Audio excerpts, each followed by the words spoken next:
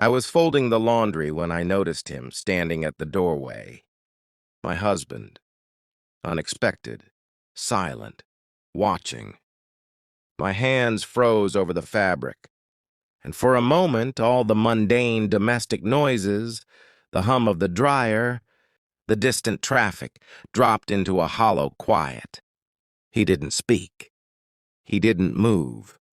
He just observed, and that silence carried more weight than any argument we'd ever had. I wanted to ask why he was here, why now, but the words caught in my throat. Instead, I tried to pretend he wasn't there. I continued folding shirts and socks, my mind racing. The tension coiled in my chest.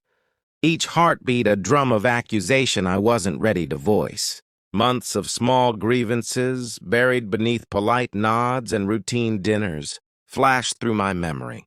Arguments left unresolved, apologies half-spoken, resentment quietly growing.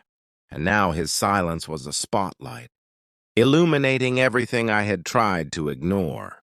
I remembered the fight we'd had months ago over something trivial, the way he had turned his back and walked away without another word. I remembered the way I had stayed silent afterward, letting my irritation fester. The small cracks in our marriage, the subtle betrayals of attention and care, all felt magnified under his gaze.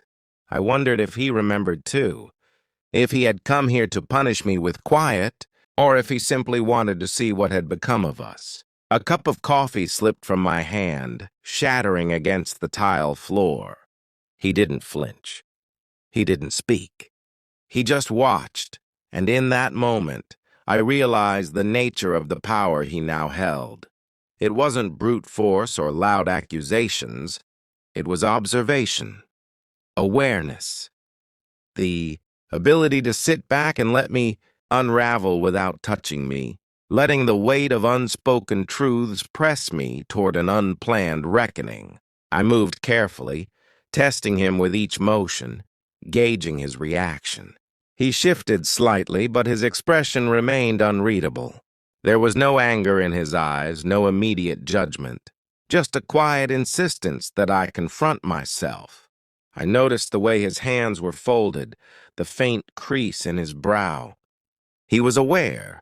I could feel the subtle leverage in every measured step he took, even as he stood still. My thoughts drifted to the choices I had made, the things I had ignored, and the quiet betrayals we had both committed over the years. I had prided myself on maintaining a semblance of normalcy, keeping the fragile routine of our life intact. But he was here now, and the illusion was gone. The silence forced reflection. The unspoken history of our marriage pressed against me, each memory sharp and unavoidable. A minor incident, a chair scraping across the floor, broke the tension momentarily. He raised an eyebrow, a small acknowledgement of his presence, and I felt the subtle shift in the room.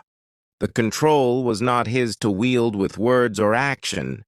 It was in the space he occupied and the awareness he held. I was forced to navigate this delicate, unspoken hierarchy. It was uncomfortable, but it was real. And in this discomfort, I found a strange clarity. I stepped back, taking a slow breath. I didn't know if this was punishment or curiosity, anger or indifference. It didn't matter. What mattered was that I had the chance to see myself clearly, to understand the choices and compromises that had led us here. In the absence of confrontation, I found a quiet self-possession. I realized that the power dynamic had shifted, not through confrontation, but through acknowledgement. He watched, and I adapted. Time passed in measured increments. He didn't speak, and neither did I, but the presence of his silent observation forced a reckoning I hadn't anticipated. When he finally left, it was without fanfare, no declarations, no apologies, no resolution. The external world remained unchanged. The house was still the same, but I had changed. The quiet authority he wielded left an indelible mark, not on the world, but on my own mind. I returned to the laundry, folding the last shirt with deliberate care. The room felt different now. I was aware of his absence, yes, but also of my own presence, my own resilience, my own control. The silence had taught me something essential. Power doesn't always arrive in loud bursts, and reckoning doesn't always come with words. Sometimes it is still, invisible, and profoundly unsettling. Yet from that stillness I drew a quiet strength. I was not triumphant, not vindicated, but I was aware. And in that awareness I found a fragile, controlled calm.